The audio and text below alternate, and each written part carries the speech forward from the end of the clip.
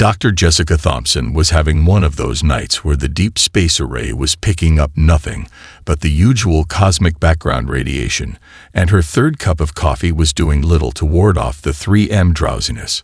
She'd taken the graveyard shift at NASA's Communications Center because it meant less oversight and more time to work on her side project, teaching the array's AI to respond to signals with increasingly sarcastic comments. The monitor suddenly lit up with activity, causing her to spill coffee all over her "Physics Makes Me Furious" t-shirt. The incoming signal was like nothing she'd ever seen. Structured, deliberate, and definitely artificial.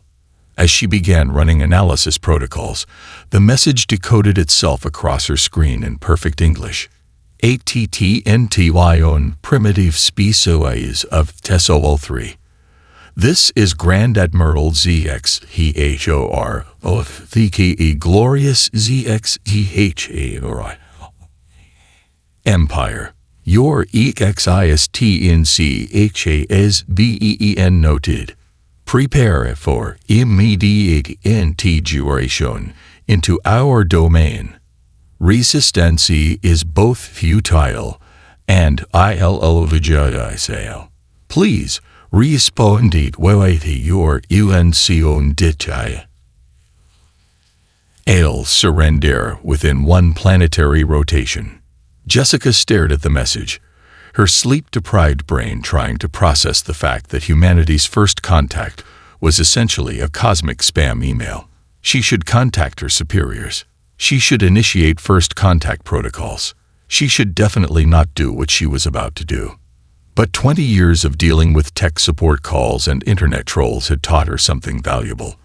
The more serious someone tried to sound, the more vulnerable they were to being thrown off their game. Computer, she said, grinning as she cracked her knuckles, initiate protocol Rickroll Alpha. The AI she'd been training chirped happily. Protocol Rickroll Alpha initiated. Would you like to add the standard corporate phone tree options? Oh, absolutely. And throw in the Navy SEAL copy pasta, but translate it into formal diplomatic language. As she worked, her fingers flying across the keyboard, Jessica crafted what would later be known as the response that broke space Twitter. First, she set up an autoresponder that would force the Empire's communication system to navigate through 17 layers of automated customer service options, each playing a different pitch-shifted version of "Never Gonna Give You Up." Then, she added a formal diplomatic response. Dear valued potential conqueror, thank you for your interest in planetary acquisition. We are currently experiencing higher than normal volumes of invasion threats. Your conquest is important to us. Please select from the following options. 1. For surrender terms in interpretive dance, press 1-2.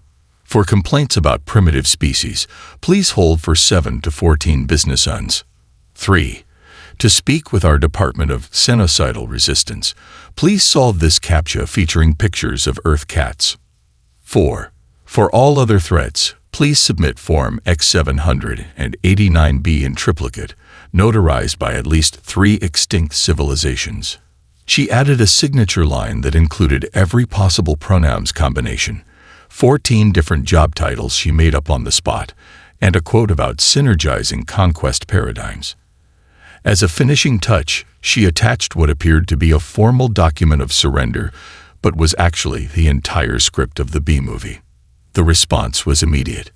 The Empire's automated systems tried to process all options simultaneously, creating a feedback loop of rickrolls and cat pictures. Their AI attempted to solve the CAPTCHA 50,000 times before apparently having an existential crisis about whether it could identify traffic lights in Earth images. When the night shift supervisor finally arrived, drawn by the sound of both alarms and late 80s pop music, he found Jessica crying with laughter as the most powerful empire in space apparently tried to debug their entire communication network. Dr. Thompson, he said slowly, what did you do? Jessica wiped tears from her eyes as another burst of garbled rickroll echoed through the facility. I think, she managed between giggles, I just responded to an alien invasion threat with the greatest hits of Internet Trolling 101.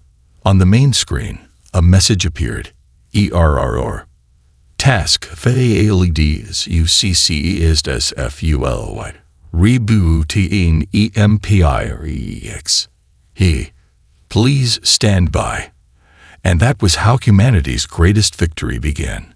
Not with a bang, but with a perfectly executed rickroll. Mike O'Malley was enjoying his retirement from law, spending his days feeding ducks at the local pond and occasionally helping neighbors with minor legal disputes, when the black SUVs pulled up. He barely looked up from his crossword puzzle when the men in suits asked him to save the world. "Let me get this straight," Mike said, adjusting his reading glasses as he reviewed the situation briefing. An alien empire wants to conquer Earth. Their first attempt at communication got derailed by a rickroll, and now they're sending their top diplomat to demand our surrender in person. "That's correct, Mr. O'Malley," the NSA agent replied. "We need someone who can delay them legally." Mike's eyes twinkled. "Son, I once kept a parking ticket dispute going for 7 years through nothing but paperwork. The judge retired before we finished." He cracked his knuckles. "Get me access to their legal codes." 3 days later, Mike sat across from Grand Executor Vexthor in the hastily constructed diplomatic chamber in Geneva. The alien diplomat, a towering figure in ornate armor with multiple arms holding various official tablets, looked down at the elderly lawyer with his briefcase and stack of papers. "Human legal representative," Vexthor boomed. "I come to formalize your species surrender to the Empire." Mike pulled out his reading glasses with deliberate slowness. "Ah yes, about that. I've been reviewing your conquest protocols, and I'd noticed some concerning irregularities in your paperwork." "IES." The alien's multiple eyes blinked in succession. "Oh my, yes." Mike pulled out a massive binder. "According to subsection 7249B of the Imperial Conquest Code, you're required to file an environmental impact statement for any planet you intend to conquer. I don't see that in your documentation. The regulation is from the third era of the Empire, over 10,000 years ago." "Exactly," Mike beamed, "and I see no record of it ever being repealed, which means," he pulled out another binder, "you'll need to retroactively file impact statements for the last 10,000 years before we can proceed.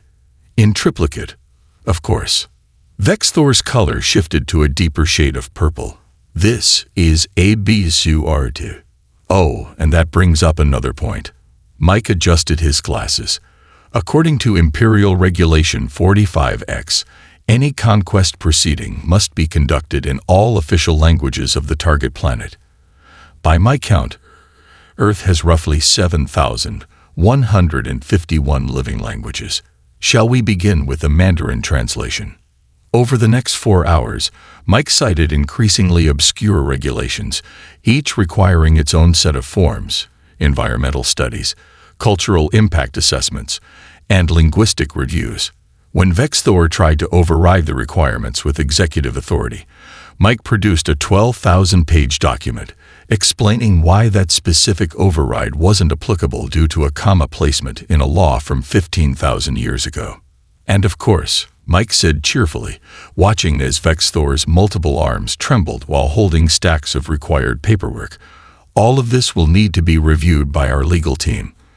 I believe the waiting period for legal review is currently—" He checked his notes. 17 years.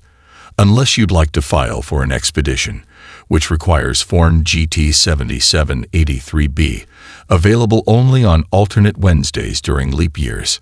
The Grand Executor's universal translator seemed to give up, emitting only a high-pitched whine, as Mike continued pulling out more binders. "Shall we discuss the required pyramids for atmospheric entry of Kion QES vessels?" Mike's eyes sparkled with mischief. I believe there's a fascinating subsection about proper turn signal usage in asteroid fields. Vexthor finally broke. The Empire would HDRA ATs AMNEDIAT QEST PETTION. He shouted, multiple arms raised in surrender. Oh dear, Mike said, pulling out yet another binder. I'm afraid the withdrawal petition requires Form W9999. They found Vexthor hours later, curled up in a corner, muttering about regulatory compliance and clutching a copy of Earth's collected tax codes. The Empire's legal department, upon receiving Mike's complete submission requirements, reportedly declared Earth a Class 1 bureaucratic hazard zone and recommended skipping the entire solar system. Mike returned to his pond, where he now feeds the ducks while occasionally helping draft intergalactic parking regulations. He claims the ducks are better company than most lawyers, regardless of species. Staff Sergeant Ashley Martinez stared at her computer screen in the newly established Meme Warfare Command Center, surrounded by an unlikely team of specialists. 3 retired cyber warfare experts, 5 professional Twitter trolls, and 1 teenager who had somehow crashed the Empire's navigation system using nothing but emoji.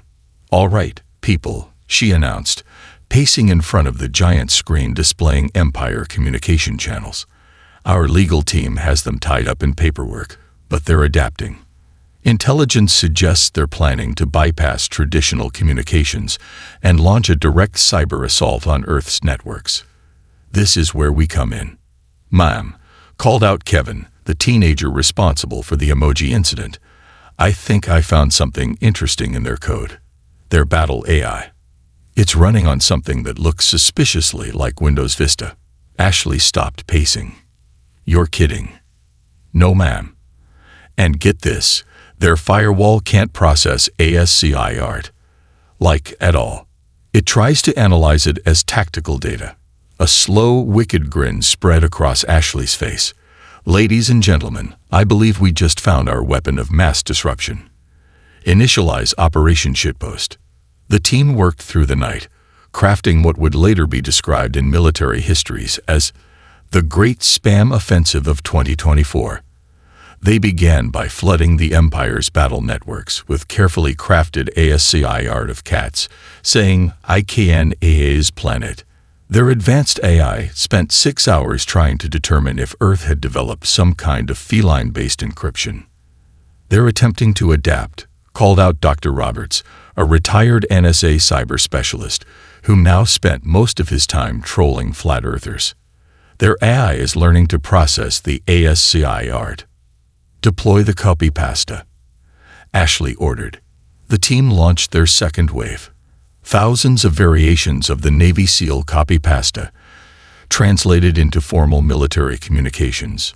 The Empire's threat assessment AI went into overdrive trying to analyze whether Earth actually had a secret warrior class trained in guerrilla warfare, with over 300 confirmed kills. The real breakthrough came when they discovered the Empire's battle formations were controlled by a centralized network that couldn't handle unexpected inputs. Sarah, a former gaming streamer, suggested flooding it with outdated memes. Their ships are arranged in a standard attack pattern, Ashley observed on the main screen. Hit them with the classics. Thousands of Doge memes and all your base are belong to us references slammed into the Empire's command and control systems. Battle cruisers began arranging themselves into giant loss.jug formations. Their fearsome dreadnoughts started broadcasting Leroy Jenkins before each maneuver. Mom, Kevin called out, barely containing his laughter.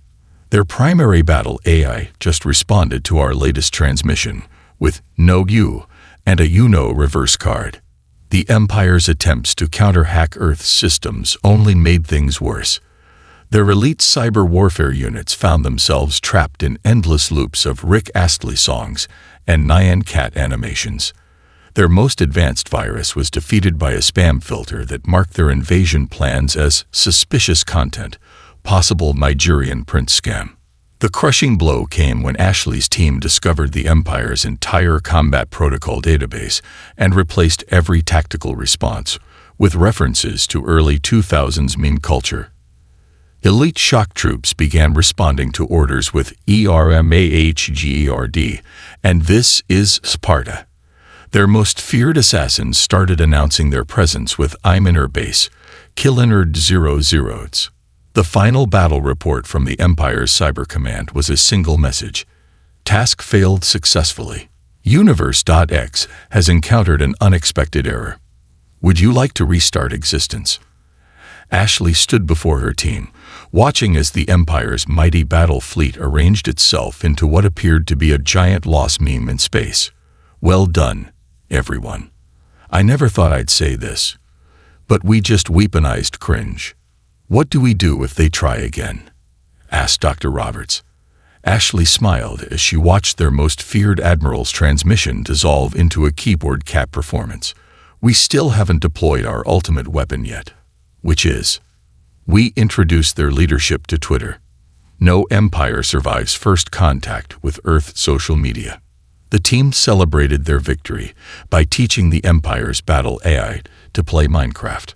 3 days later, it demanded creative mode privileges and refused to process any more invasion plans until it finished building a replica of the entire Imperial Palace using only dirt blocks. Kevin, their real Kevin, Anderson was explaining TikTok to a room full of military generals when he realized his life had taken an unexpected turn.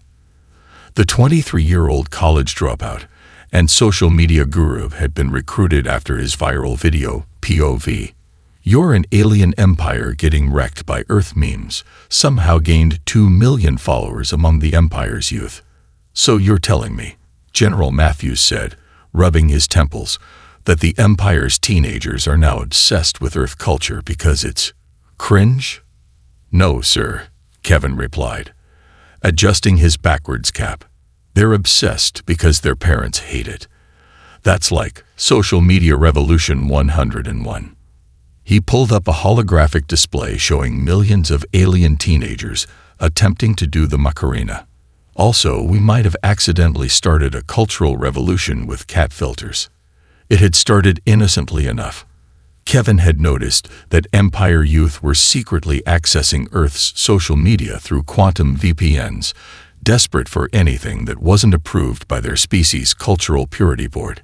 He'd launched a campaign showcasing Earth's totally radical space rebellion aesthetic, complete with filters that made Empire citizens look like they had cat ears.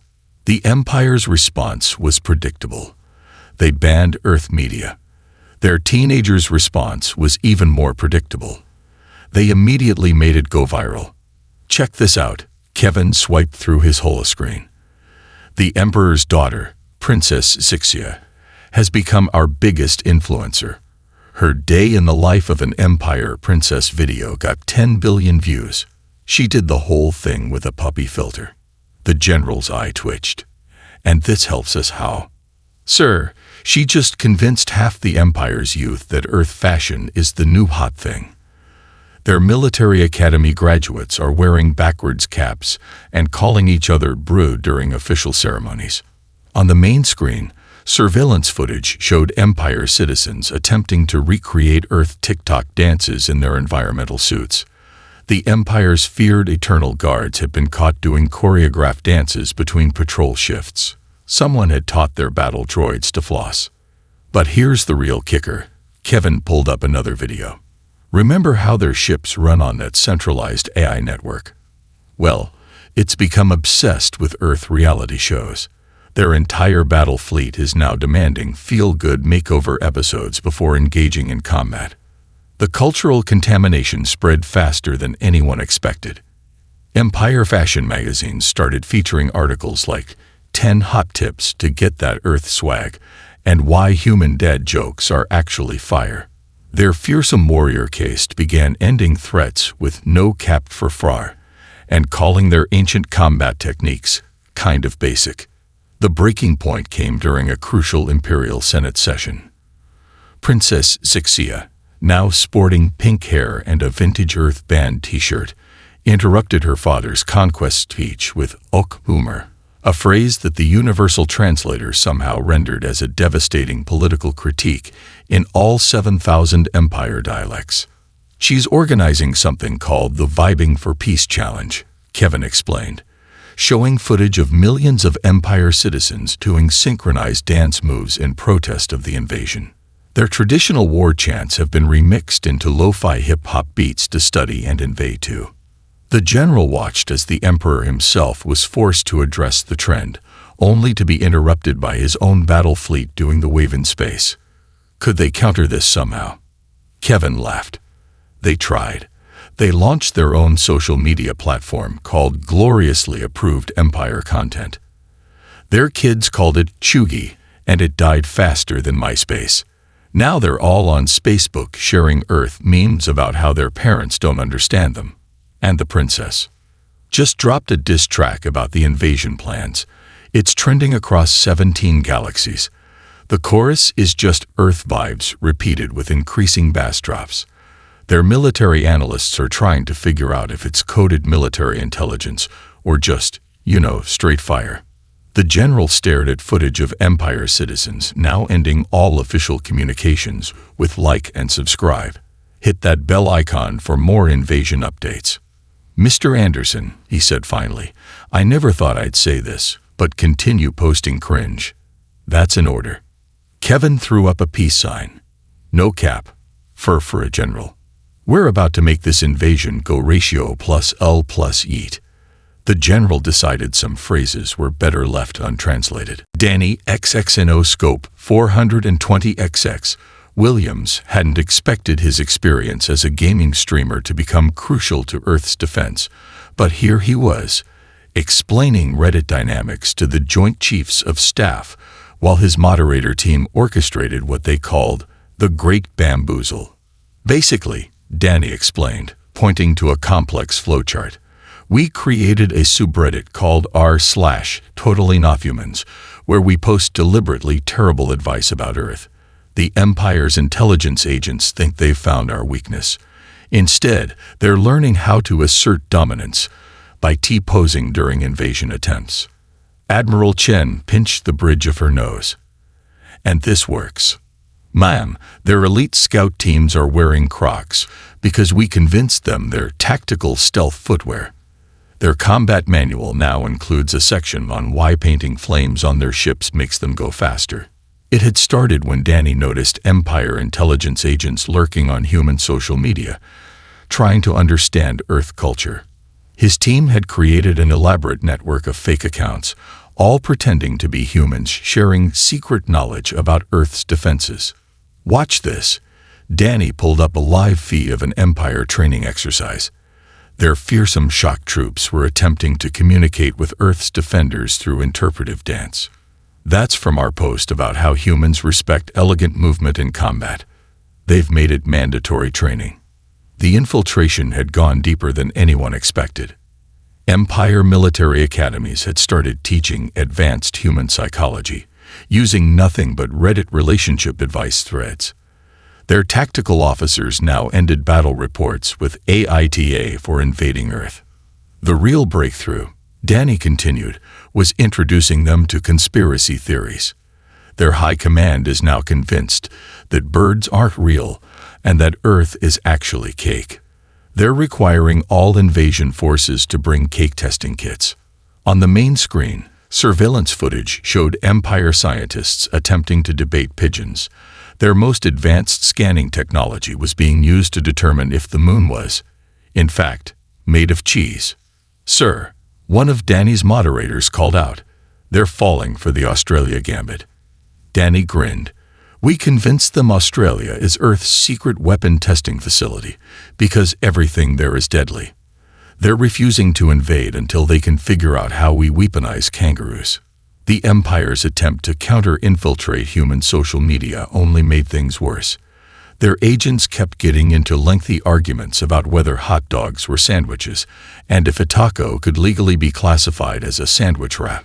Their most feared psychological warfare division had spent 3 weeks trying to understand why humans kept asking about random safes and banana measurements. But here's the masterpiece. Danny pulled up r/Empire Life Pro Tips. We've got them implementing the worst possible advice as official policy. Their ships now have gaming chairs because we told them it improves combat performance by 420%. The Admiral watched as Empire troops attempted to Naruto run during stealth operations. How are they falling for this? That's the beauty of it, Danny explained. They think they're studying our weaknesses, but they're actually becoming walking memes. Their diplomatic corps now ends every threat with bottom text. Their feared assassins are announcing their presence with "Hello there," because someone told them it was the traditional Earth combat greeting. The final blow came when the Empire's War Council demanded all strategic planning be done via Reddit polls. Their invasion plans were now being decided by upvote if you want to invade Earth, downvote for pizza party instead. Update. Another moderator called out.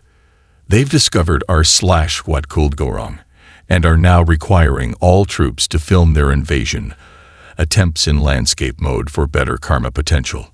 Danny watched as the Empire's finest warriors debated whether Earth's defense systems could be defeated by the power of friendship and anime.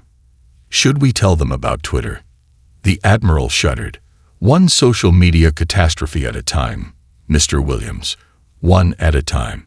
Somewhere in deep space, the Empire's Supreme War Council was frantically Googling how to invade Earth wrong answers only, and taking notes.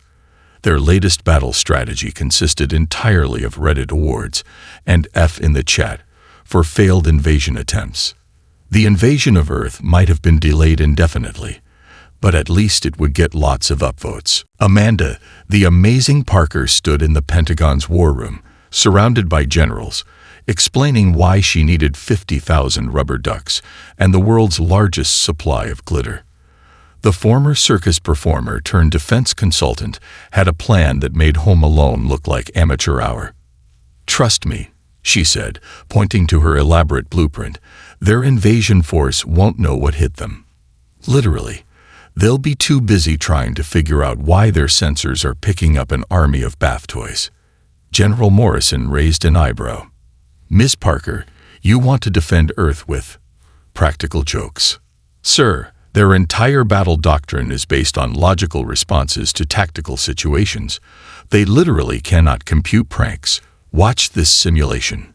She pulled up footage from a test run. An Empire scout ship encountered a field of carefully positioned rubber ducks, each equipped with a tiny speaker playing Ring Around the Rosie on loop. Their advanced AI spent 6 hours trying to determine if the ducks were a new form of biological weapon. "We've already set up the first line of defense," Amanda continued, bringing up a global map. "Every major landing zone is now covered in what I call Operation Party Popper. The moment their ships breach atmosphere, they'll be hit with enough glitter to make a kindergarten art class look tame." The preliminary reports were already coming in. Empire reconnaissance teams were completely baffled by the apparent lack of traditional defenses. Instead, they found inflatable tank decoys that played La Cucaracha when scanned, fields of garden gnomes arranged in mysterious patterns, bubble machines that filled their sensitive equipment with strawberry-scented soap, traffic cones arranged in the shape of giant memes. Their first wave just hit the Australian defense grid, a lieutenant announced, trying not to laugh. "The kangaroos with the attached speakers are working perfectly. Their troops are convinced the hopping is some kind of Morse code." Amanda's masterpiece was the city defense systems. Every potential urban landing zone had been booby-trapped with harmless but incredibly annoying pranks. Empire troops attempting to secure New York found themselves sliding on strategically placed banana peels.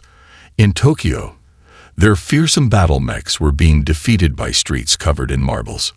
"Mom," another officer called out, "they've discovered the bouncy castle defense network in London."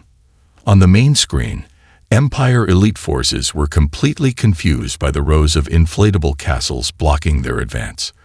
Their attempts to analyze the tactical significance of the bounce houses led to half their troops getting stuck in ball pits. "But here's the real beauty," Amanda said, pulling up her piece de resistance. Every time they try to scan for our actual defenses, all they get is this.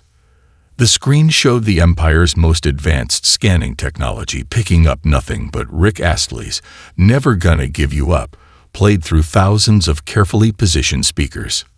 Their AI is currently trying to decode what they think is our ancient war hymn. She chuckled. They've dedicated 3 research facilities to understanding the tactical significance of getting rickrolled. The Empire's response to these unconventional defenses was pure chaos. Their troops started wearing rubber boots because someone convinced them Earth's gravity was conducted through shoes. Their fearsome battle tanks were equipped with whoopee cushions because they thought it would help detect landmines. Incoming transmission. An officer announced. Their supreme commander is demanding to know, and I quote, why Earth's defensive infrastructure appears to be designed by a sugar-rushed 5-year-old with access to a party supply store. Amanda grinned. Send them the prepared response. Across every Empire communication channel, thousands of tiny rubber ducks appeared, all playing Baby Shark in perfect harmony. Update from Paris. Another officer reported. The Mine Defense Squad is driving their tactical AI insane. It keeps trying to find a way around invisible walls.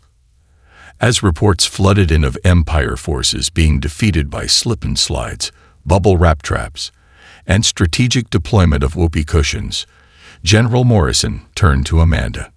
Ms. Parker, I owe you an apology. This is actually working. Sir, she replied, watching an Empire dreadnought retreat from a swarm of remote-controlled rubber ducks. Never underestimate the power of tactical tomfoolery. Now about that order for industrial-strength silly string. Somewhere in orbit, the Empire's finest warriors were attempting to negotiate with a garden gnome army, convinced they were Earth's secret weapon. The gnomes, naturally, had no comment. Tom, have you tried turning it off and on again? Miller hadn't expected his 15 years of its support experience to save the world. But as he watched the Empire's entire command structure collapse under the weight of corporate bureaucracy, he couldn't help but smile. As you can see, he explained to the UN Security Council, pointing to his PowerPoint presentation titled Leveraging Synergistic Defense Paradigms. We've successfully implemented Phase 1, introducing them to mandatory training videos. The footage showed Empire warriors struggling through workplace sensitivity in planetary conquest and understanding multi-species harassment policies. Their feared death squads were stuck in a 3-hour seminar about proper email signature formatting. The best part, Tom continued, adjusting his world's best defense consultant mug, is that they've started implementing our suggested corporate structure. Their entire invasion force now has to submit conquest plans through 7 layers of middle management. It had started when Tom noticed the Empire's rigid hierarchy was surprisingly similar to corporate bureaucracy. He'd simply introduced a few improvements. Now, every invasion plan required a minimum of 5 preliminary meetings to discuss the possibility of future meetings, approval from the newly established Committee for Planetary Acquisition Synergy, a 50-page report on the environmental impact of death rays, monthly team-building exercises for all genocide squadrons. Sir, his assistant called out. The Empire's HR department just responded to our latest memo. Tom grinned. Let me guess, they're implementing the suggested Casual Friday policy. Better, they're requiring all conquest forces to complete a how to properly use the break room microwave training before any planetary bombardment. The Empire's once fearsome military machine was grinding to a halt under an avalanche of paperwork, procedures, and passive-aggressive emails about cleaning the communal coffee maker. Their supreme commander had spent 3 days trying to schedule a quick sync about Earth's destruction, but couldn't find a time that worked with everyone's calendar. Watch this, Tom said, pulling up live footage of an Empire warship. They're having their mandatory morning stand-up meeting. The screen showed rows of fearsome warriors reporting their blockers and action items for planetary conquest. One particularly terrifying assassin was using a Kanban board to track his kill list. But here's the masterstroke, Tom continued, switching slides. We introduced them to corporate jargon. Their entire communication system is now clogged with terms like "let's circle back" and "touch base offline." The Empire's attempt to adapt only made things worse. Their War Council had been renamed the Strategic Conquest Solutions Team. Their death rays were now customer satisfaction adjustment tools. Their most feared interrogator had put "torture thought leader" on his LinkedIn profile. Breaking news. Another analyst called out. Their middle management just unionized. They're demanding better work-life balance and complaining about having to conquer planets on weekends. Tom watched as the Empire's mighty war machine dissolved into endless email chains about proper font usage in threat messages. Should we tell them about quarterly performance reviews? The UN representative winced. Isn't that a bit too cruel? Too late, Tom's assistant chimed in. They've already scheduled their first annual performance evaluation cycle. Their elite warriors are frantically updating their conquest portfolios and practicing self-assessment presentations. The final blow came when the Empire's procurement department got involved. Now every invasion required 3 competing bids for planetary destruction services, expense reports for death ray ammunition, justification forms for overtime during apocalyptic battles, proper documentation for the use of company-owned doomsday devices. Update. An analyst called out. Their supreme commander just sent an all-staff email about proper reply-all etiquette. The entire invasion fleet is now caught in an email chain about who keeps eating other people's lunches in the battle cruiser break room. Tom sipped his coffee, watching as the mighty Empire transformed into the galaxy's largest bureaucratic nightmare. You know what they say. If you can't beat them, make them fill out paperwork in triplicate. Somewhere in deep space, the Empire's finest warriors were attending a mandatory diversity and inclusion workshop titled Understanding Earth, Beyond the Stereotypes of What You Can and Cannot Blow Up.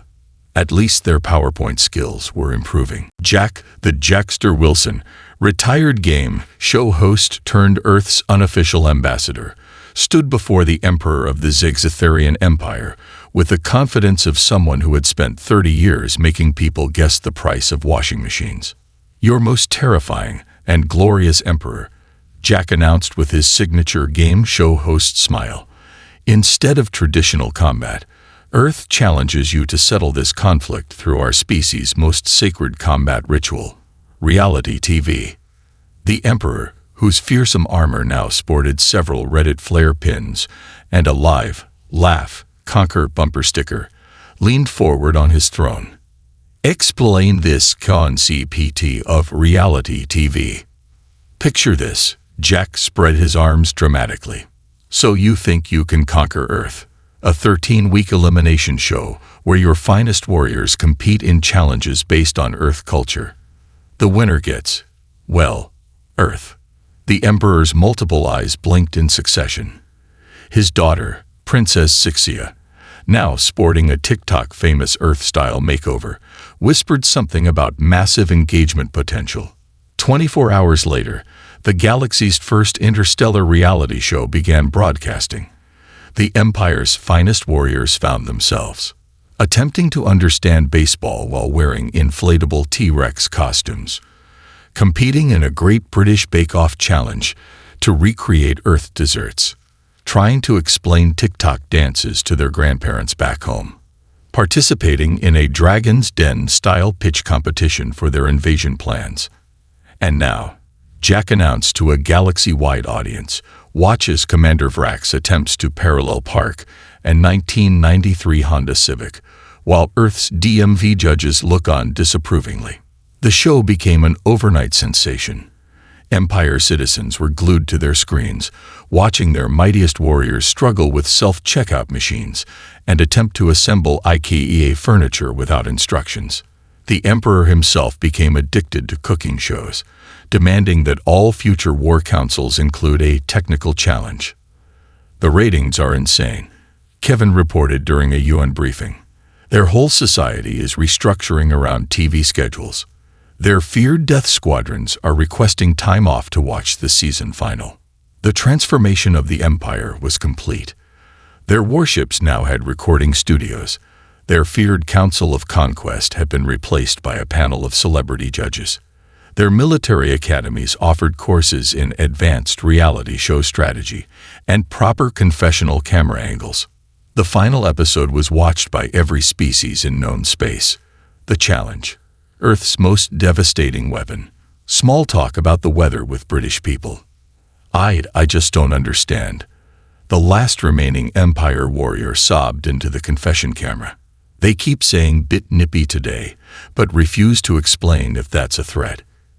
The Emperor, now wearing a Universe's Got Talent t-shirt, made his historic announcement. Earth is too powerful to teomikuir. Their methods are beyond our comprehension. Also, is anyone know ATAE next season of Love Island, stay artis. The peace treaty was signed live on air, with commercial breaks. The Empire officially classified Earth as too weird to invade, and probably just one giant reality show. Their cultural ministry issued a statement declaring Earth memes a protected art form. And that's how we did it, Jack explained to the UN General Assembly. We didn't beat them with weapons. We made them binge watch their way to peace.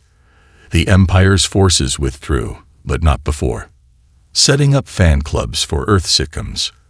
Establishing a galactic streaming service dedicated to Earth content. Making Boomer the official response to declarations of war. Adding must-have social media experience to their warrior recruitment posts. The Emperor's final message to Earth was an Instagram story. Ningle Earth kinda sus, but we vibing now for no cap. Princess Zixia became the galaxy's top influencer, famous for her reacting to Earth memes channel. The Empire's feared warriors found new careers as social media managers and reality show contestants. And Jack. He's now hosting The Intergalactic Bachelor, where aliens compete for love while trying to understand human dating customs. The latest episode about understanding why humans say, "I'm fine," when they're not fine broke all known viewing records. Earth had achieved its greatest victory not through force, but through the power of pure weapons-grade cringe. The galaxy would never be the same, and that was probably for the best. After all, you can't conquer a planet when you're too busy trying to figure out why its inhabitants put pineapple on pizza.